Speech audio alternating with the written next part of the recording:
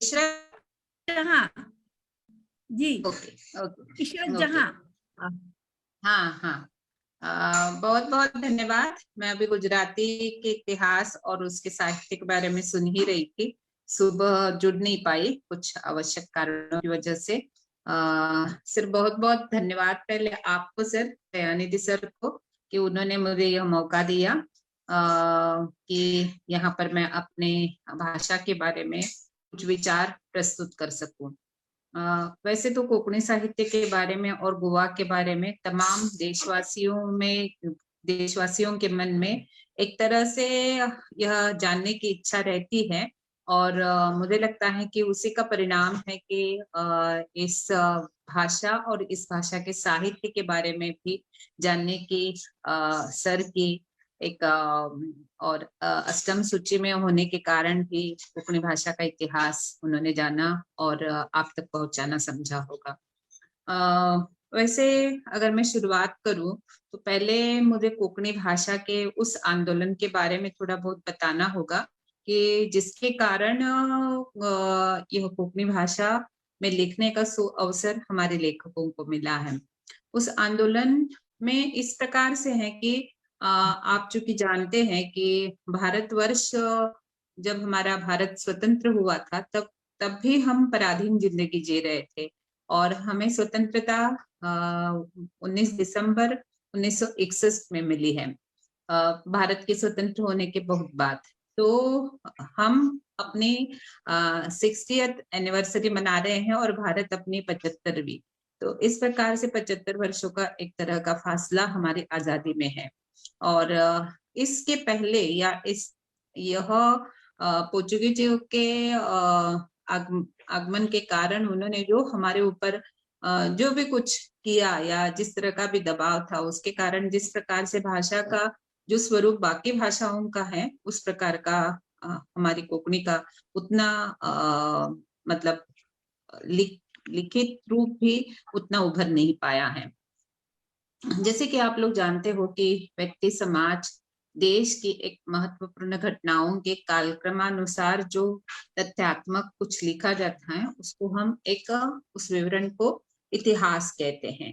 और साहित्य इतिहास के लिए भी किसी भी भाषा में रचित साहित्य की आवश्यकता होती है और यह भाषा भावों तथा विचारों की अनुगामिनी होती है। इस प्रकार से समाज, भाषा और साहित्य का जो अटूट संबंध होता है वह किसी भी साहित्य इतिहास से अवगत करने के लिए हमें भाषा और समाज के पारस्परिक संबंधों का ज्ञान होना आवश्यक होता है। इन्हीं मुद्दों को ध्यान में रखते हुए कोंकणी भाषा तथा कोंकणी की जो साहित्यिक विधाएं हैं उनको मैं विवेचित करना चाहूंगी।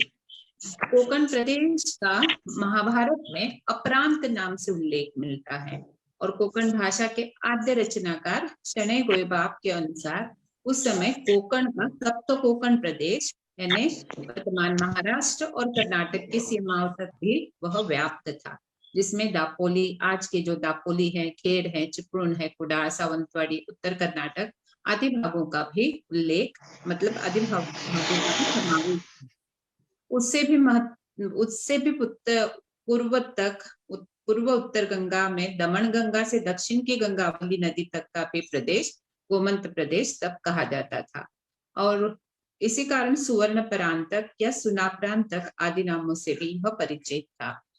तो गोवा यह गोमंतक शब्द का ही एक तरह से अपभ्रंश रूप मानता है और महाभारत के भीष्म पर्व के 90वें अध्याय में इसका गोमंतक यह जो शब्द है उसका उल्लेख भी मिलता है। इसी प्रकार से गोमंत का भी अपना एक अर्थ है। गोमंत यानी पशुपालन युक्त क्षेत्र होने के कारण यह गो यानी गाय और मंत यानी पालन करना, इस प्रकार से इसका उल्लेख हमें मिलता है। कोंकणी शब्द के उद्भव को लेकर भी विभिन्न विद्वानों के मत है, जिसको मैंने अपने प्रपत्र में जो प्रकाशित होने वाला है उस लेख में मैंने डिटेल में दिया हुआ है। परशुराम की माँ का नाम कुंकणा था और यह कोंकण की अधिदेवता या कोंकण देवी जो मानते हैं, यह कोंकण उसी से शब्द बना हुआ है और कोंकण से ही बाद में कोंकणी शब्द बना है, इस प्रकार से माना जाता है। 1391 के अपने ताम्रपट पर जो हरिराय का राज्य था उसमें उन्होंने गोवा भेदाम कोंकणी राजधानी से इसका कोंकण का उल्लेख भी किया हुआ है। मतलब गोवा नाम की कोंकण की राजधानी मानी जाती है इस प्रकार से। 7वें शतक में जो चीनी यात्री आए थे उन्होंने भी कोंकणपुर का उल्लेख किया हुआ है। इसी प्रकार से सह्याद्री के पर्वत के मूल से अरबी समुद्र के किनारे वाले भाग को भी मूलतः कोंकण प्रदेश माना जाता है। तो इस प्रकार से आप देखते हैं कि कोंकण का उल्लेख और कोंकण की सीमाओं को, कोंकण की पूरी जितनी भी हमारी मान्यताएं हैं या कोंकणी भाषा को लेकर जितनी भी मान्यताएं हैं उनको कहीं ना कहीं हमें लिखा हुआ प्राप्त होता है या मिलता है।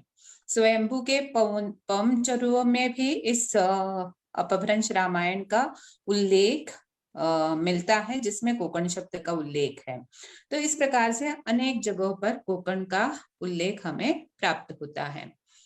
अब जिस प्रकार से जो गोवा भूमि है उस पर अनेक राजाओं ने आधिपत्य अपना जमाया था, जिसमें मौर्य है, सम्राट अशोक है, चालुक्य है, राष्ट्रकूट है, शिलाहार है, कदम्ब है, यादव है, विजयनगर के हिंदू राजाओं तथा बीजापुर के आदिल शाहों ने भी राज्य किया है।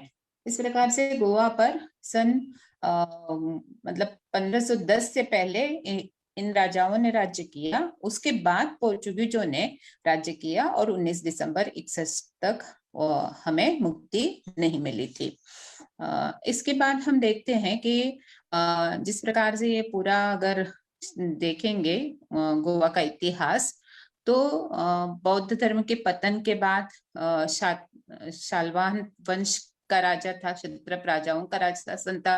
4वीं शताब्दी में वनवासी कदम्ब के हाथ में राज सत्ता आई थी। उसके बाद छोटे बड़े राजाओं ने यहाँ पर राज किया। 4वीं शताब्दी में भोज के शासन का उल्लेख यहाँ पर मिलता है। और शिरोडा गांव में जो उपलब्ध ताम्रपत्र है उसके अनुसार चंद्रपुर यानी चांदर आज का, जहां पर देवराज की राजधानी थी, इस तरह से भी बताया जाता है।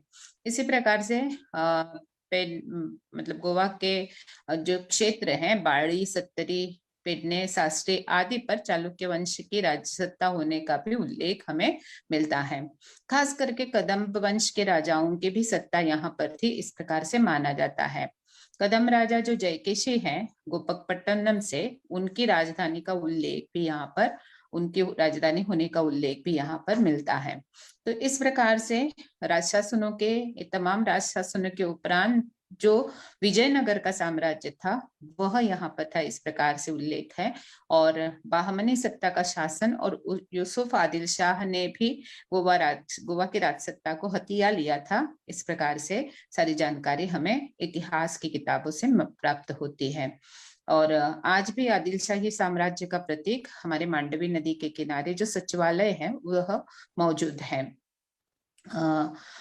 सन 1410 में आदिल शाही राजसत्ता से अपने क्षेत्र को मुक्त करने का उल्लेख प्राप्त होता है। आदिल शाह के जुल्म से परेशान होकर वाणिज्य व्यापार के लिए जुड़े हुए यहाँ पर अफोंस द अल्बुकेर्क, ये पोर्चुगीज सरकार थे, उससे हाथ मिलाया गया था यहाँ के गोवा के और हुन्नावर के सरदार तिमैयाजी ने, और उनसे उन्होंने आदिल शाह को हराया।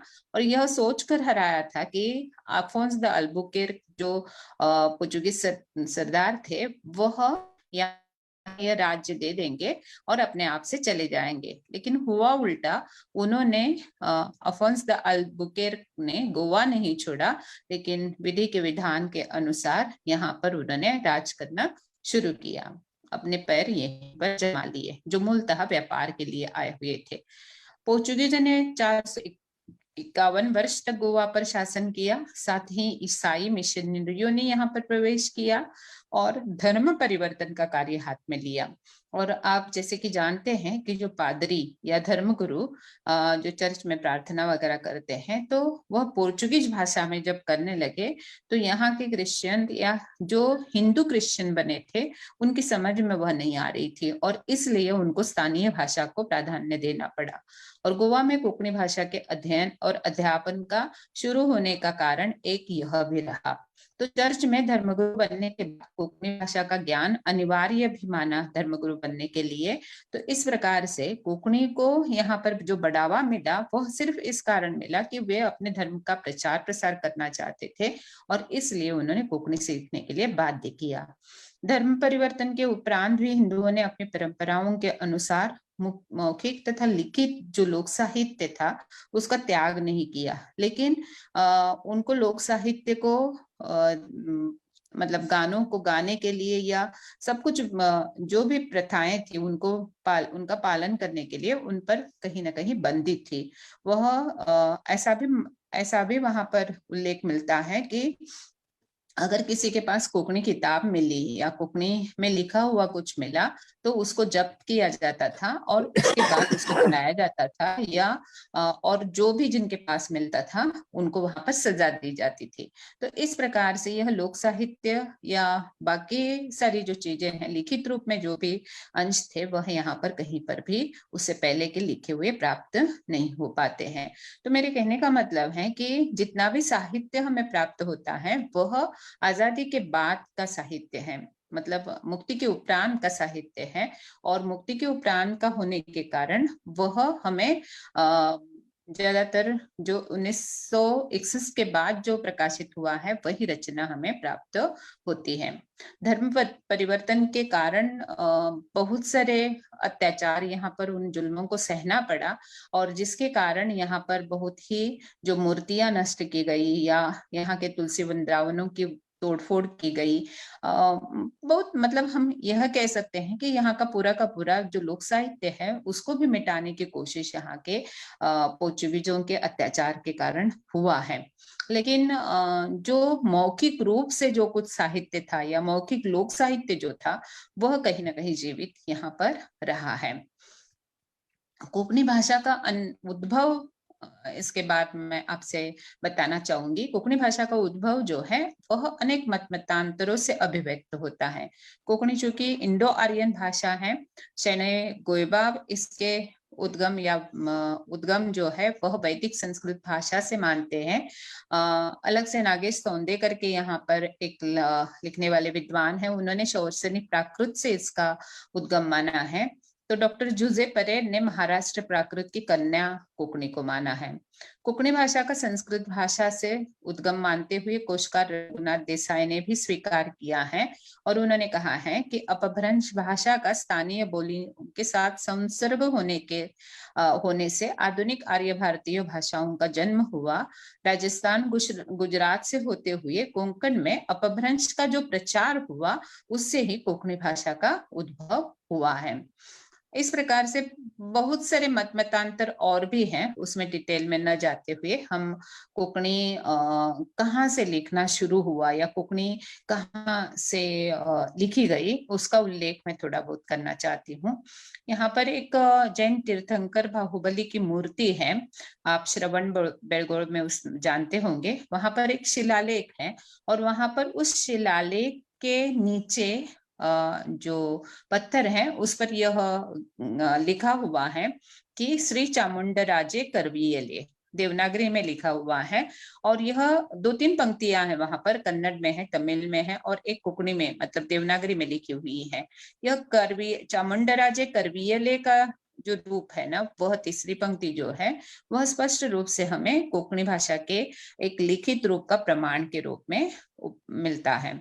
उसके बाद हमें मिलता है कि जो संत नामदेव है उन्होंने भी एक तरह से पद रचना की थी और उस पद रचना में उन्होंने कहा था, गौड़णी ठकविल्या एक एक संगति ने मराठी कानडिया एक मुसलमानी कोकणी गुजराती अशा 5 जणी गवळणी ठकविल्या। कोकणी गोपियों के मुंह से एक अंतरा और भी है, पावगा दातारा तू नंदाचो झिलो माका फडको दी मी हिवान मेलो घे माझो कोयतो देवा पाया पडलो। इस प्रकार से यह कोकणी का जो प्रारंभिक रूप है वह कहीं ना कहीं हमें यहाँ पर संत नामदेव के पद में से प्राप्त होता है। तो इस प्रकार से यह पद्य रचना आरंभ हुई है, इसे कोंकणी में माना जाता है। इसके बाद कोंकणी का जो विस्तार है वह सिर्फ गोवा तक ही नहीं है, गोवा से बाहर भी आप कोंकण प्रदेश तक वह मान लेते हैं, और उसके आगे कोची तक, मतलब आप जैसे ही कर्नाटक से उस साइड जाने लगते हैं तब वहां तक वह माना जाता है, क्योंकि ऐसे माना गया है कि जब यहाँ पर पोर्चुगीज अत्याचार कर रहे थे तो यहाँ के उस अत्याचारों से मुक्त होने के लिए यहाँ से लोगों ने पलायन किया और वह कोची केरल तक पहुंच गए थे, और इस कारण केरल तक कोंकणी साहित्य का एक प्रारूप हमें मिलता है, और कोंकणी को मलयालम में भी लिखा जाता है। तो इस प्रकार से एक मतलब ऐतिहासिक एक जो दस्तावेज है वह हमें प्राप्त होता है। इसी तरह से जो प्रमाण पत्र एक लिखा गया था हेनरिक वॉरिक के बच्चे को बचाने के कारण, एक तीनों वैद्यों ने मिलकर, उसका भी एक प्रूफ कोंकणी में लिखने का माना जाता है। इसके बाद 15वीं शताब्दी में गद्य रामायण और गद्य महाभारत की रचना हुई है।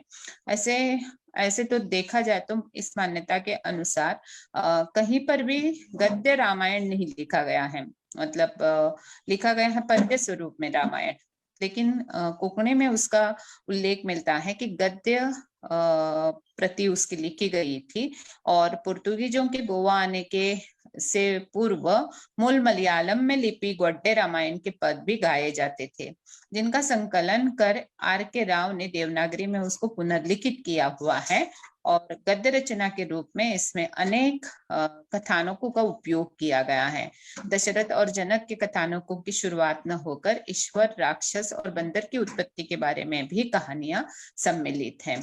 तो इस प्रकार से यह 15वीं शताब्दी में करीब करीब हमें प्राप्त होता है। उसके बाद 16वीं शताब्दी में कोंकणी गद्य लेखन का पता चलता है, और डॉक्टर जुजे परेरा ब्राग ने ब्राग की ग्रंथालय से हस्तलिखित की एक जेरोक्स वो ले आए थे, और उसमें उन्होंने कहा है कि 1859 पन्नों के हस्तलिखितों को उन्होंने प्राप्त किया था, और ये 2 ग्रंथ वहां पर हैं, और 771 पृष्ठों का और 772 पृष्ठों के, और उसी के साथ साथ एक श्री कृष्ण चरित्र उसमें पृष्ठ संख्या है 131। यह भी महाकाव्य एक तरह से हमें प्राप्त होता है 16वीं शताब्दी में। उसके बाद अश्वमेधु, रघुनाथ वंशाची कथा आदि ग्रंथों का भी निर्माण यहाँ पर हमें मिलता है। इसके बाद अगर हम कोंकणी भाषा की जो हमारे यहाँ पर मतलब मैं जिसको कहना चाहती हूँ कि शणै गोएबाब से अगर इसकी शुरुआत हम माने, तो उससे पहले बहुत सारे ऐसे मतलब फादर या जिनको ब्रूनो सॉज या क्रिस्ताब घराओ जिसने लिखा वे, या जोआव कायतान द सॉज, इलियड द एली, जोआव इनास द लोज आदि कोंकणी लेखक हमें, और उसमें भी बहुत बड़ा एक नाम है दालगात का, उनका और फादर थॉमस स्टीफंस का, इन्होंने भी इससे पूर्व कोंकणी में रचनाएं की है ऐसे माना जाता है। उनकी महत्वपूर्ण रचनाएं जो है वह मैंने लेख में विस्तृत रूप से लिखी हुई है, क्योंकि संक्षिप्त में बोलने के लिए मेरे पास उतना समय भी नहीं है। उसके बाद जिनका महत्वपूर्ण स्थान है वह है युग पुरुष शणै गोएबाब, या उनका पूरा नाम है वामन रघुनाथ शणै वर्दे वालावलकर। उनका काल माना जाता है 1877 से 1946 तक। मतलब एक तरह से कहा जा सकता है कि यह हिंदी के भारतीय कोंकणी भाषा के जनक और कोंकणी भाषा के साहित्यकार हैं। इन्होंने मराठी की बोली कोंकणी का अस्वीकार कर उन्होंने स्वतंत्र भाषा के रूप में कोंकणी का स्वीकार किया, और उन पर जो संस्कार हुए थे, एक्चुअली ये गोवा में नहीं रह रहे थे, तब बंबई में गए हुए थे, और बंबई में जहां पर वे रहे वहां पर उन पर एक संस्कार यह हुआ कि आप जो कुछ लिख रहे हो वह अपनी मातृभाषा में लिखिएगा, कोंकणी में लिखिएगा। तो बाबा साहेब कालेलकर या नाटककारों के मतों के अनुसार वो उन्होंने अपनी कोंकणी भाषा में लिखना शुरू किया, और बहुत ही बहुत ही ग्रंथ संपदा उन्होंने लिखी। अगर मैं उनके ग्रंथों के नाम लूं, गोयकारांची गोया व्हायली वसणूक, कोकणी भाषेचे जैत, गोमंतोपनिषद खंड 1 और 2, मोगाचे लग्न, पवनाचे तपले, कोकणीची व्याकरणी बांधावळ, झिलबाराणो, पुण्यात्म राम कामती आदि अनेक साहित्यिक और व्याकरणिक कृतियां उन्होंने लिखी हैं और भाषा और साहित्य को एक नई दिशा देने का प्रदान काम उन्होंने किया है। उन्होंने देवनागरी में 22 और रोमी लिपि में 11 पुस्तकें प्रकाशित की।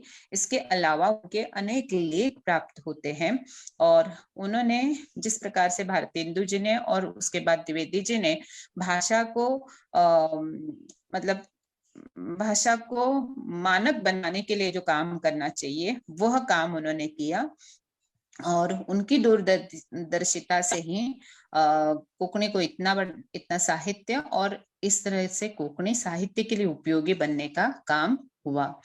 पोर्तुगीजों के उत्पीड़न का विरोध करने हेतु उन्होंने साहित्य की साहित्य ही समर्थ शस्त्र हो सकता है, इस बात को उन्होंने जाना और कहा जाता है कि कोकणी के जो राइटर है वह एक तरह से फाइटर भी है।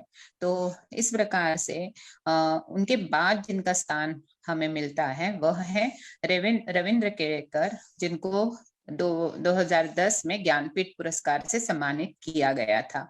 उन्होंने भी अपने साहित्य को लोगों तक पहुंचाने के लिए बहुत बड़ा मिशन चलाया और उस मिशन के माध्यम से हम यह जान सकते हैं कि उन्होंने जितने भी ग्रंथ प्रकाशित किए हैं उसमें अगर मैं नाम ले लूं 2-4, कथा निकाणियों, तुलसी, तांडव, बालनाट, बाल साहित्य है, राजा रानी, चिंतन पर लेख उन्होंने लिखे हैं जिसमें वे लोग घुलो, निबंध संग्रह है, उजवाडाचे सूर, सांगाती, समिदा, तथागत, ओथांबे, घुसपल्ले जानवे, सर्जकाचे अंतरकथा, आमोरेर, भारतवर्षाची संस्कृताची साधना, 3 पावला प्रज्ञावादाची, अगळ पगळ, आशिकुशी, कषाय मधुर, भाषा विज्ञान, बहुभाषिक मतलब भाषा विज्ञान पर पुस्तक उन्होंने लिखी, बहुभाषिक भारतात भाषेचे समाजशास्त्र आदि विपुल ग्रंथ संपदा उनकी प्राप्त होती है, जिसको देखते हुए बाद में उनको ज्ञानपीठ पुरस्कार से भी नवाजा गया था।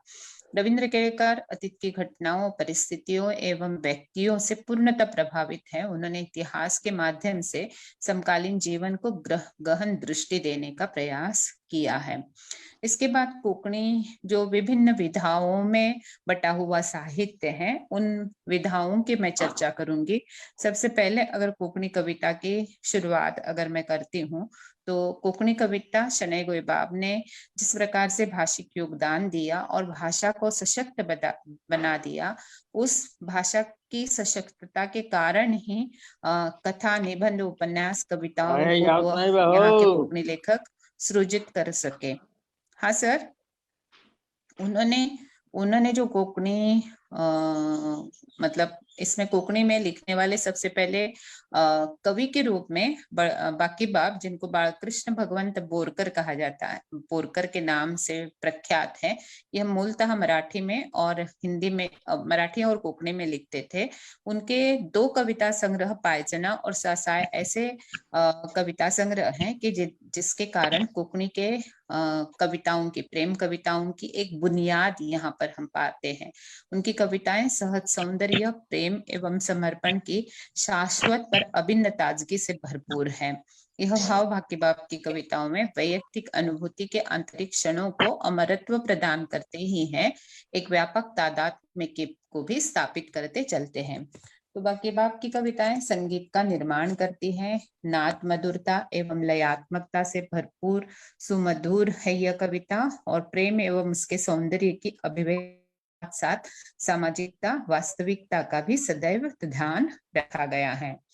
इसके अलावा जो कवि हमें प्राप्त होते हैं कोकणी में, वह है रवि पंडित, कवि पुंडलिक नायक जी। ये सारे जिनके मैं नाम ले रही हूँ वह बहुत ही महत्वपूर्ण कवि हैं यहाँ कोकणी साहित्य में।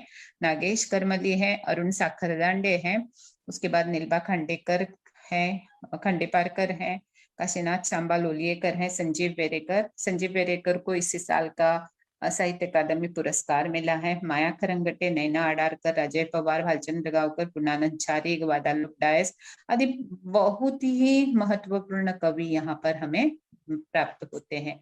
उनका थोड़ा बहुत उल्लेख मैंने अपने लेख में किया हुआ है। इसके बाद कथा साहित्य की अगर बात करें तो तत्कालीन सामाजिक, सांस्कृतिक और धार्मिक, आर्थिक और साहित्यिक मान्यताएं, साहित्यकार की वैयक्तिक अभिरुचि तथा ज्ञान, चेतना और अनुभूति की मर्यादाएं आदि के अनुसार ही साहित्य में समाज एवं संस्कृति का प्रतिरूप, उसकी समस्याओं का विश्लेषण, आशा और अभिलाषाओं का निरूपण कहानियों के माध्यम से और उपन्यासों के माध्यम से चित्रित हुआ है।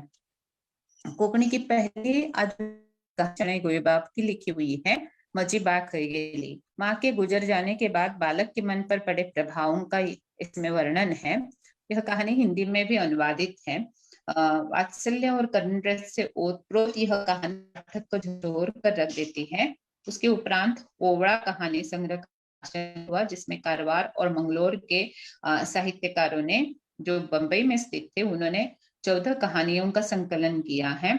और इसके अलावा नए गोय, मिर्ग, प्रजित, आवाज, सात, साड़ी, गोमंत भारती आदि पत्रिकाओं में भी तब कहानियां प्रकाशित होती रही हैं।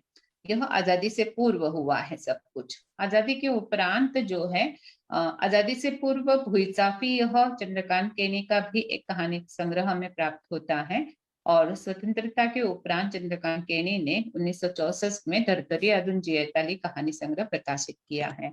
पोर्तुगीज शासन से बंधन मुक्त होने के उपरांत कोंकणी भाषा तथा साहित्य के नए प्रवाह से वह जुड़े और उसके उपरांत इस प्रकार से यह कहानी या उनकी लिखी गई। उसी तरह से औना मामरो की भी कहानियां, उसके बाद मैं एक एक लेखक का सिर्फ नाम लेती हूँ। पुंडलिक नायक का भी बहुत ही महत्वपूर्ण स्थान है कहानी के और कथा साहित्य के क्षेत्र में। उनका अच्छेव और बाकी कहानी संग्रह जो है मुठ्ठ, पिशांतर, अर्दूक वगैरह प्रकाशित हो चुके हैं। इसके बाद एक और नाम मैं लेना चाहूंगी जिनको इस साल का ज्ञानपीठ अवार्ड मिला हुआ है, वह है दामोदर मावजो। उनकी गाथन, जागरणा, रुमड़ फूल, बुर्गी मुजेली ती, सपन फूल आदि कहानी संग्रह और उसके साथ साथ कार्मेलिन और अन्य उपन्यास भी उन्होंने, सुनामी साइमन वगैरह इस प्रकार के उपन्यास भी लिखे हुए हैं। उनका बहुत महत्वपूर्ण स्थान इसलिए भी है क्योंकि सूड कार्मेलिन का भी अनुवाद हिंदी में हुआ है। इस उपन्यास में उन्होंने भारतीय परिवेश में परिवर्तन की सूचना प्राप्त होने के कारण का बाद जो भूमंडलीकरण की स्थिति थी, उस भूमंडलीकरण की स्थिति में अपनी संस्कृति को बचाने के लिए कार्मेलिन किस प्रकार से प्रदेश में जाती हैं और वहां पर स्व की जिंदगी को दांव पर लगाकर भी अपनी बेटी के सत्व को बचाने की कोशिश करती हैं, इसका पूरा वर्णन दिया हुआ है। इसके अलावा एक आंचलिक लेखक जिनको कहा जा सकता है, जैसे अभी पुन्नालाल पटेल का नाम लिया जा रहा था, इसमें गुजराती में रेणु का नाम लिया जाता है हिंदी में, उसी प्रकार से महाबळेश्वर सैल जी का नाम जो है वह गोवा में कोंकणी लेखन में लिया जाता है। उन्होंने जनता की सामान्य समस्याओं और चिंताओं से जुड़कर खुद को सामान्य समझकर पीड़ित वर्ग के साथ तादात्म्य स्थापित करते हुए उन्होंने लिखा है। और ज्यादातर इन्होंने इनकी कहानियों में परिवेश, प्रकृति और लोक साहित्य या हम कह सकते हैं कि लोक संस्कृति को अपने साहित्य के माध्यम से जीवित किया है। यह खुद फौजी थे और फौजी होते हुए लिखने के कारण फौजी कथाओं को भी यहाँ पर उन्होंने लिखा हुआ है। उनके पलतडचे तारू, तरंगा, बायोनेट फाइटिंग, निम्न अश्वत्थामा, दोन मुळांचे झाड यह कहानी संग्रह और इसके अलावा काली गंगा, युग संवार, कोल मुळा, हाउटन, विखार विखे, माती आणि मळब, इस प्रकार से ये उपन्यास भी प्रकाशित हो चुके हैं। इनके उपन्यासों पर फिल्म भी बनी हुई है। तो इस तरह से कहीं ना कहीं यह महत्वपूर्ण एक लेखक है। इसके अलावा हम कह सकते हैं कि मीना काकोडकर और जिनके शीला कुळमकर, यह हमारे हिंदी के उषा प्रियवदा और मीना मनु भंडारी की तरह हैं। इन दोनों ने बहुत ही मार्मिक संवेदनाओं का चित्रण किया हुआ है। उनके बहुत सारे कहानी संग्रह प्रकाशित हुए हुए हैं। इसके अलावा अगर मैं एक नाम और ले लूं तो एन शिवदास है। उन्होंने आजादी के उपरांत गांवों के प्रति प्रतिबद्धता रखते हुए उन्होंने बहुत सारी कहानियों का चित्रण किया हुआ है, वह भी साहित्य अकादमी से पुरस्कृत है। जयंती नायक, उसके अलावा गोकुलदास प्रभु, देवीदास कदम, अशोक भोसले, सुरेखा तोटेकर, रामनाथ गावड़े, प्रकाश पर्येकर, भालचंद्र गांवकर, सुधाबाई खरंगटे, इस देवीदास कदम, इस प्रकार से अनेक यहाँ पर लेखक हैं कि जिन्होंने अपने लेखन साहित्य के माध्यम से प्रभावित किया है। इसके बाद नाटक, अगर इस विधा को देखें तो नाटकों में भी बहुतों का महत्वपूर्ण स्थान है। जाफराद कोस्टा, उसके बाद पुंडलिक नायक, रामचंद्र शंकर नायक, मनोहरराव सरदेसाई, जिन्होंने मनोहर सरदेसाई का तो कविता में और उसके साथ साथ गीति नाट्य के रूप में उन्होंने एक नाटक लिखा है, आयजरे धोलार पडली पड़ी। कलाकार हैं कि यहाँ पर जो प्रकाश वज्रेकर, राजय पवार वगैरह, यह खुद लेखक भी हैं और उसके साथ साथ टीचर भी हैं, पढ़ाते भी हैं, कॉलेज में पढ़ाते हैं। तो इस प्रकार से उन्होंने अपने उस कॉलेज लाइफ का और उसके साथ साथ यहाँ की पूरी संस्कृति का उन्होंने वर्णन किया है।